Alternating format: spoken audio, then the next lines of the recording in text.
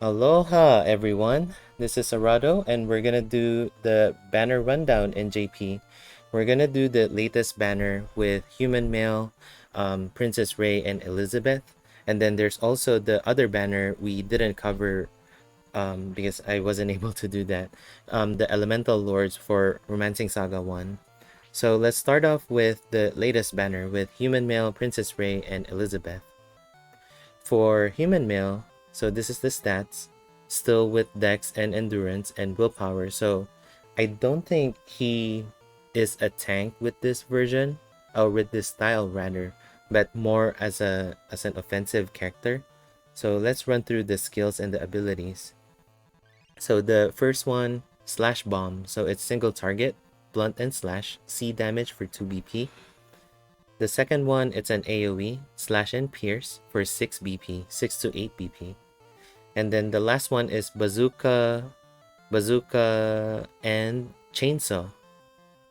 Yeah, bazooka and chainsaw. So that's a fast single target, blunt and slash. After the attack, he would buff himself with attack boost, extra large effect for 1 turn. So it's so weird for bazooka and chainsaw to have the buff after the fact. Usually when you have characters at this point of the game in JP, they would be buffing themselves first before doing the attack, but it's the opposite for human male. And I think it has something to do with the ability, because he has some follow-up with bazooka and chainsaw. So the first one, it says weapon switch. So weapon switch, it means when you're doing a slash element attack, you would gain BP plus 2, everything to self. If you're doing a blunt element attack, you're gonna get an attack boost, medium effect for 2 turns. And then if so not just attack boost, so you would get attack boost and agility up, medium effect as well. If you're doing a pierce element, you're gonna get a defense boost, medium effect, 2 turn, and also dex buff, medium effect. So one thing to consider, remember bazooka and chainsaw gives an attack boost, and then if you because it does blunt and slash element, that he would gain BP plus 2 and then another attack boost, and attack boost with one another would stack with one another. So one thing to consider with that. For the second ability, increased damage, large effect, so that would be 15%. When you do bazooka and chainsaw, when the attack hits, you would chain with this skill.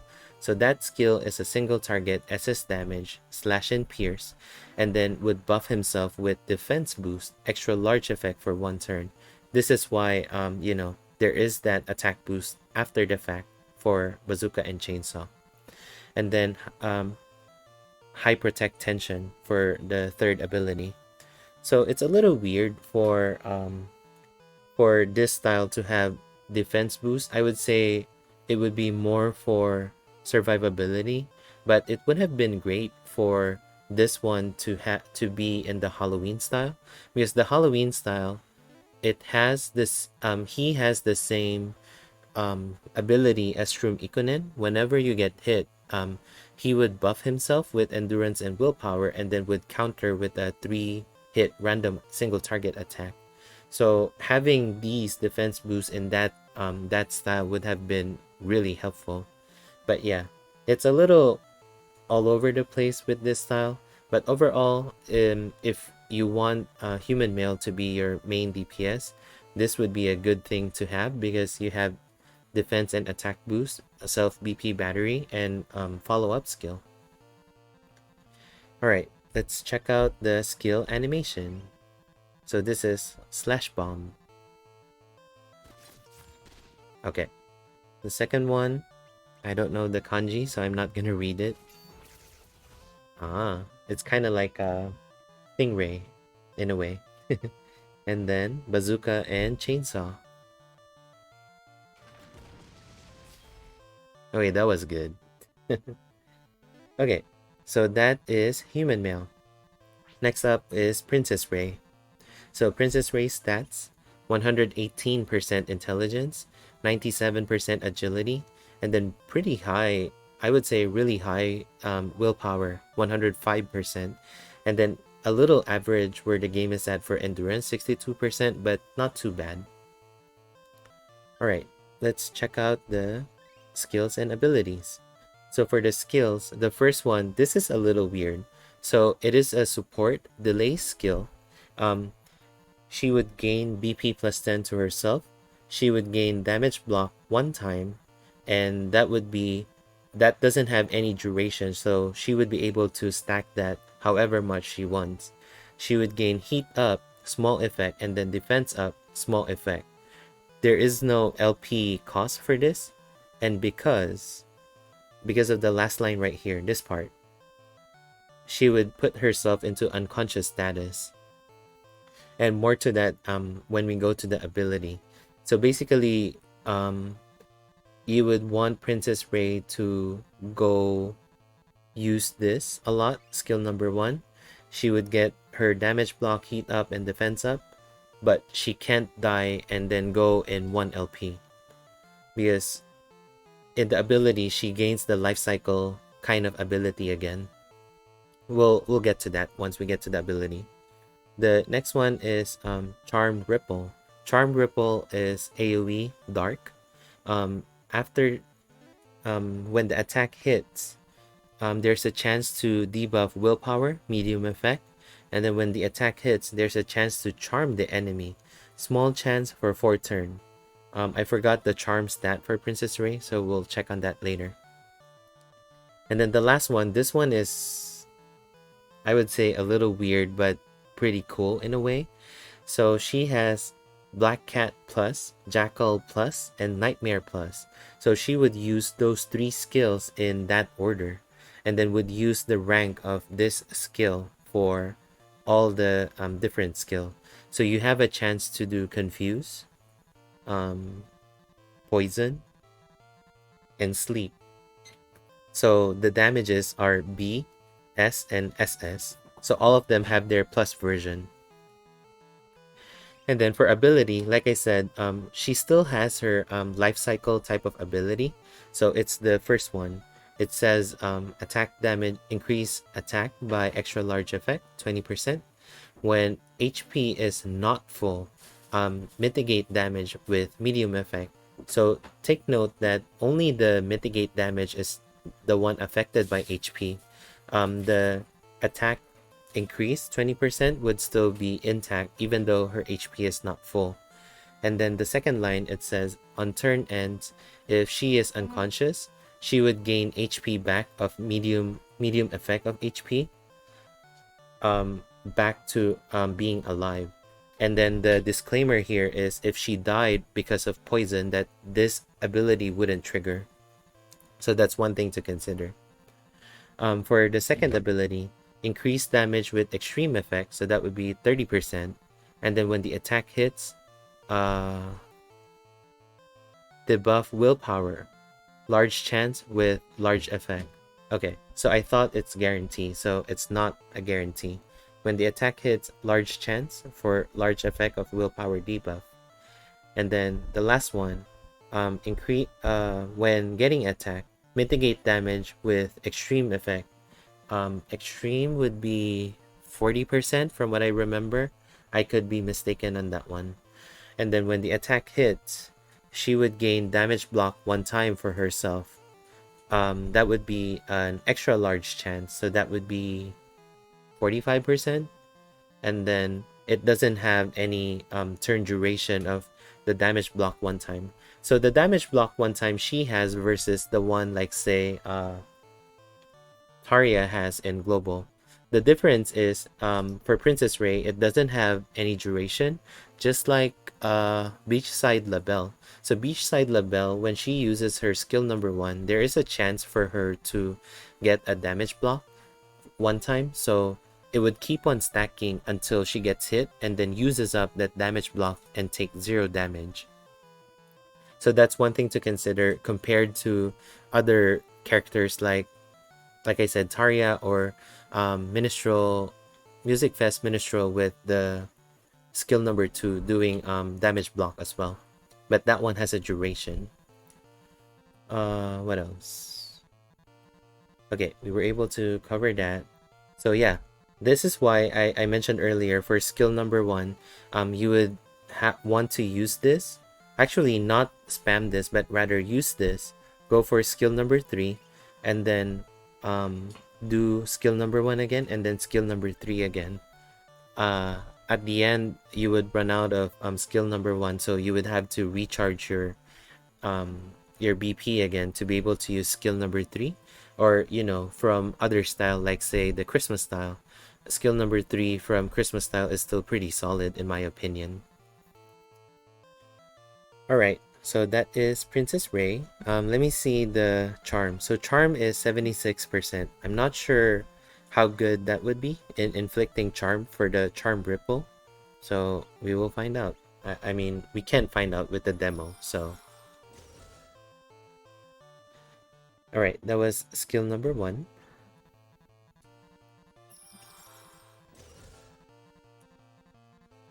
Skill number 2, charm ripple. And then this is skill number 3. Like I said, she would use 3 skills: Black Cat, Jackal, and then Nightmare. All the plus version. Alright, so next one is Elisabeth. So Elisabeth, let's check out the stat first. 112% strength, a little below average for endurance, high agility, and average willpower. So I would say she might be a farmer in a way, but we'll find out. Let's check out the skills and abilities. Skill number 1, single target blunt, and then heals herself with extra small effect. So I think this is the same skill as what UDX Will has. And then wide stamp plus, it's AoE 7 to 9 BP, B damage. Skill number 3, it's a fast single target that can only be used 5 times per battle, and then after doing the attack, she would put herself into a dodge stance for 1 turn. Okay, so let's check out the ability. So for ability number 1, on turn ends, for that turn, if she doesn't take any damage, she would heal herself with small effect and then gain BP plus 3.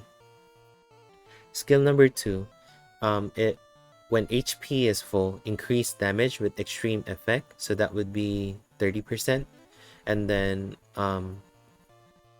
chance to dodge enemy attack with extra large chance, so I think that would be 45%.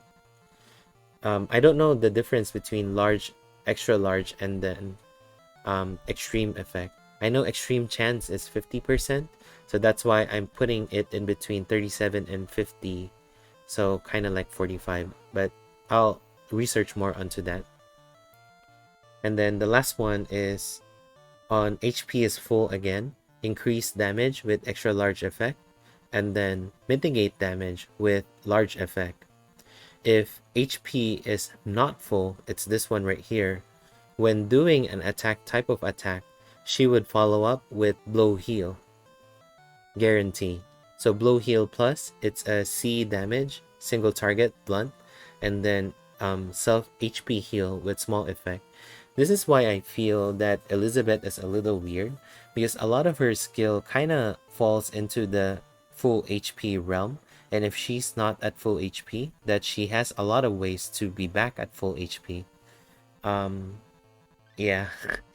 I don't know what to say about Elisabeth other than, being able to AoE farm with Wide Stamp Plus, and then with this one being 9 BP, and then if she doesn't take any damage for that turn, she would get an extra 3 BP. So in a way, if you do the math, 10 minus 9, 1 plus 3, 4 plus 3, 7. So the following turn, after doing skill number 3, she would be able to use Wide Stamp Plus, or would be able to do a 909 rotation with this. Alright, skill animation.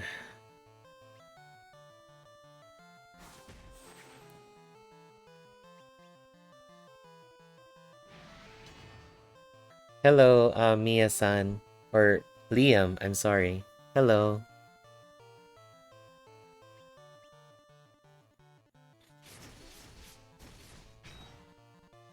That was cool. Skill number 3 for Elisabeth.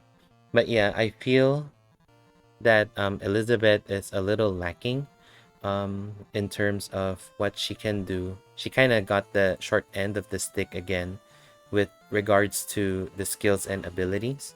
So hopefully, when they release this in global, maybe we can expect some changes.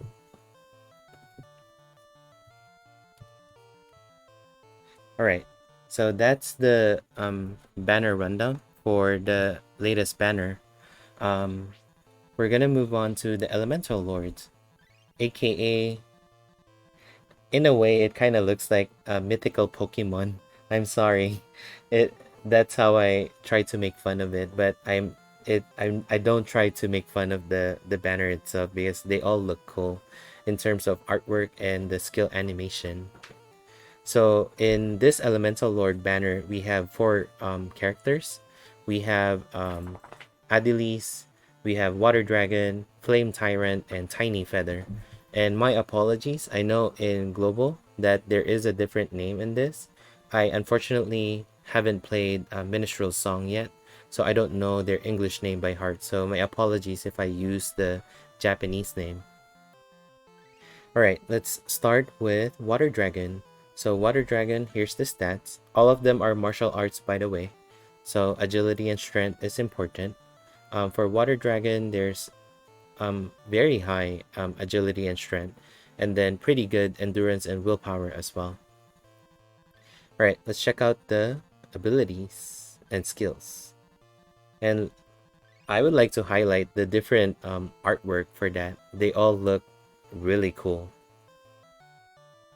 Alright, the first one is Defense Rikid. I don't know the exact word, but this is skill number 1. Single target in the wreck, just so you know, in the wreck. And then buff self with guard up, small effect for 2 turns. So it's 0 to 1 BP. The second one is an AoE, blunt and cold, 7 to 9 BP. And the third one is Hydra Cannon. So it's single target, blunt and cold. And then after doing the attack, so it's 10 to 13 BP. After doing the attack, buff itself with damage block 1 time. And then it doesn't have a duration for that damage block. Abilities. So the first ability, damage up large effect, 15%. When the attack hits, BP plus 1. Ability number 2, increase attack large effect, 15% again. And then when doing Hydra Cannon, you would follow up with Splash Beat. So Splash Beat is single target SS damage, blunt and cold, and then would add another damage block to Water Dragon, and then no turn duration as well.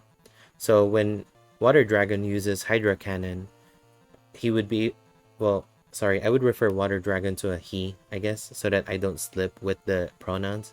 My apologies if that's inappropriate or incorrect. So damage block 1 time. When using Hydra Cannon, it would follow up with Splash Beat, and then both of which would give damage block 1 time. So in a way, 2 times of damage block 1 time buff to Water Dragon when using skill number 3. And then lastly, ability number 3, increase damage with extreme effect 30%.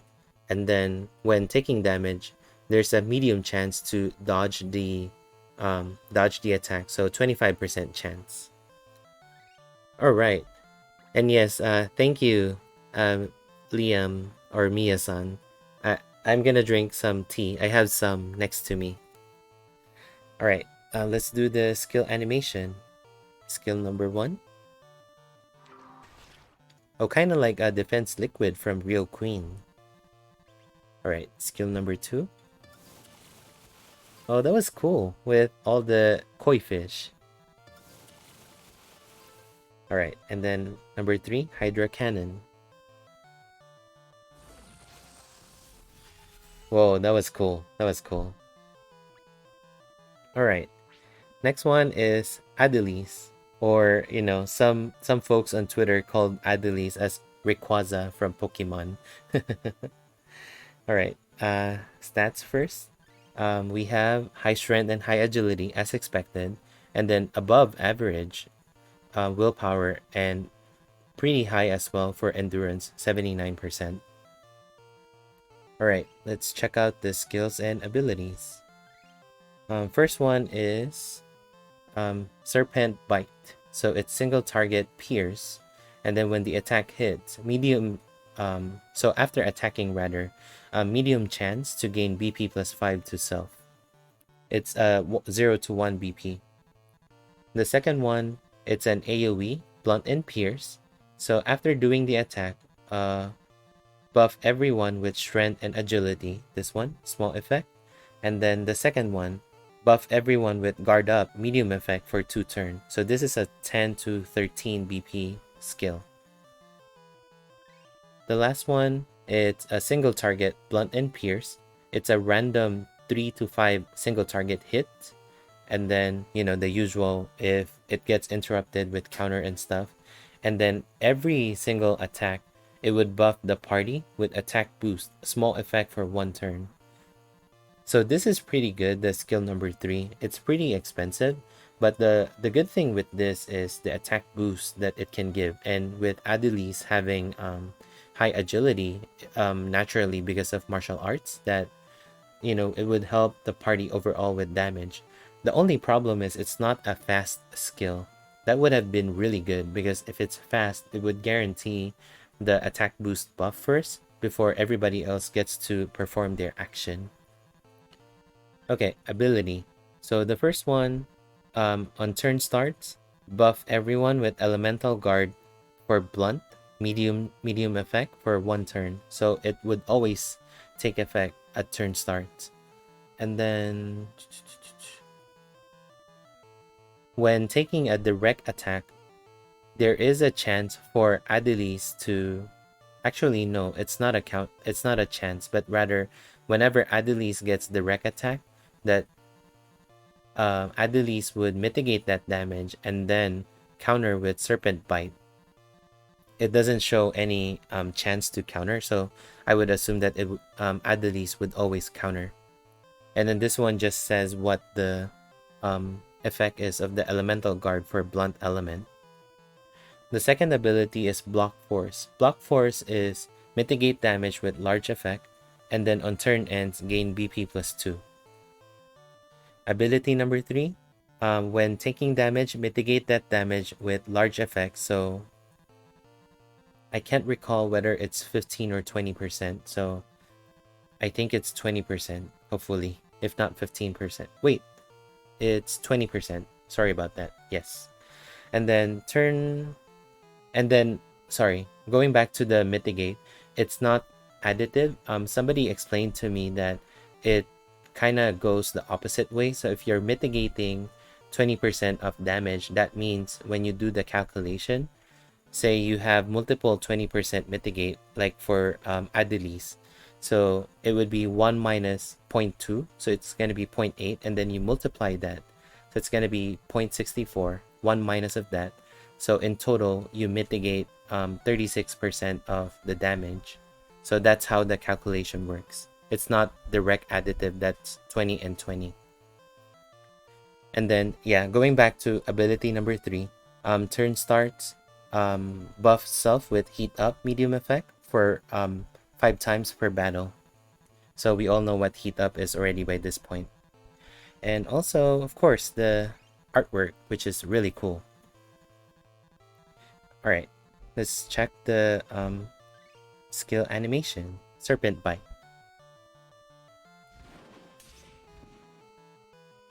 Alright, skill number 2.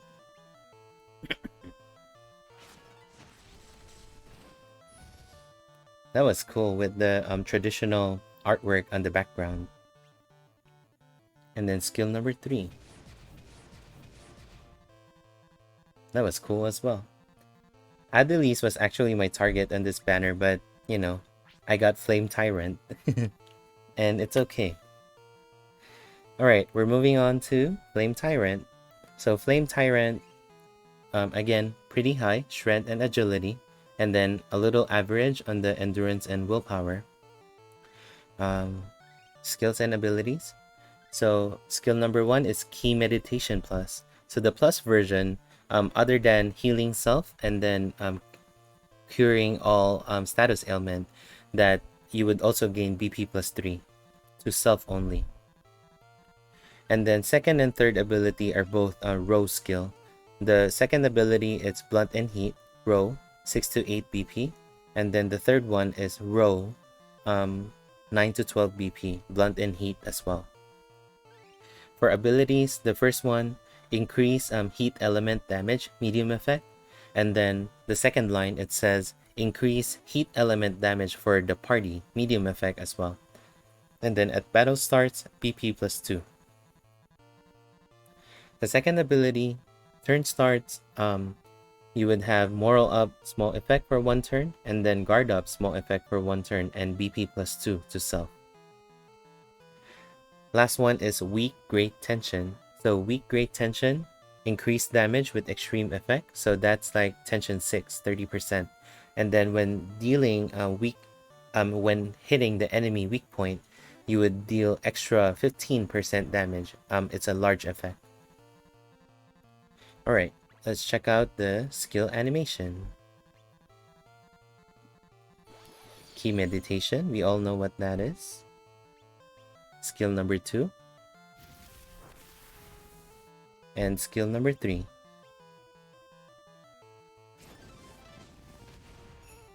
So skill number 2 and skill number 3 kind of looks the same except for the extra lantern that's showing up. Okay, so that's a Flame Tyrant. Short and simple. Oh, wait. The artwork, of course, because it's really cool. Alright, last one. Tiny Feather, or Avi in Global. So Avi stats, we have high intelligence this time because Avi has a spell, wind spells, and then there's agility and strength, and then a really high endurance, and then above average for willpower.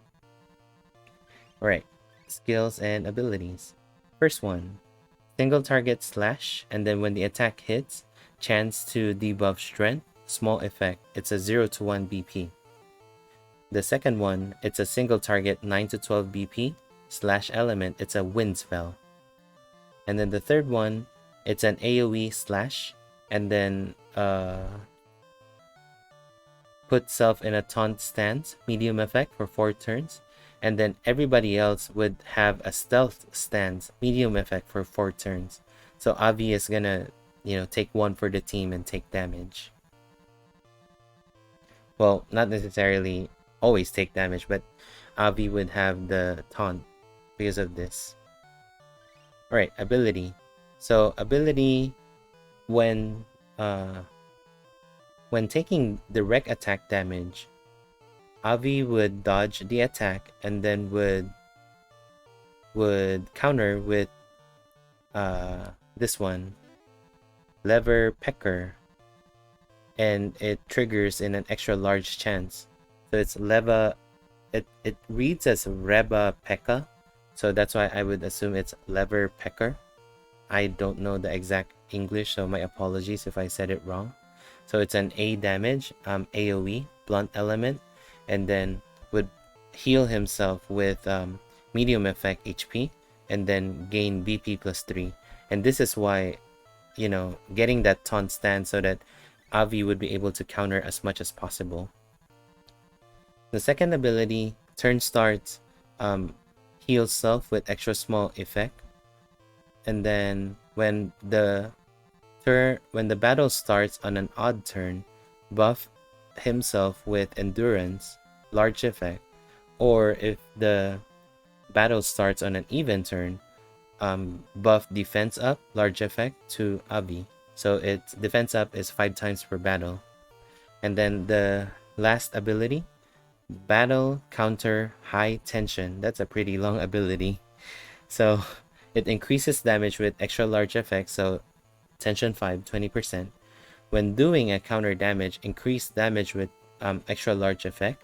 and then at battle starts, BP +1.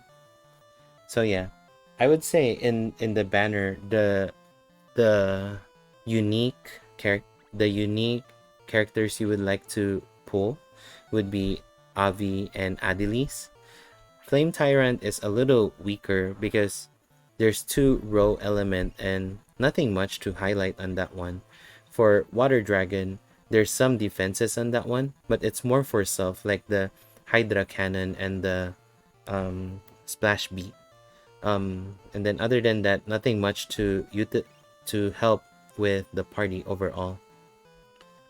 So yeah, whatever jewels I get, I still try for Bunny Cordelia and Bunny Rokuke, and then I will try for Adyllis and Avi. For the other banner, I'm not really as excited because, like I said, for Human Male, it's a little weird that he gets those defense boosts and attack boosts, but he doesn't do the same tanking that he used to do in the Platinum style and the Halloween style. Princess Rei, I would say solid for single target and AoE, but you know, after using your skill number 1 for 5 times, it's a little hard for her to be usable, especially with all how expensive skill number 3 is, unless you have other skill to inherit. For Elisabeth, she falls short with what where the characters are at in JP. I'm hoping that she would get some kind of buff when she gets released in global. But yeah, that's the banner rundown for those 2 banners. Hopefully I was able to help you understand what those 2 banners do and help you prepare with whatever upcoming banners are coming in global. All right, thank you so much again everyone, and see you in the next video or stream.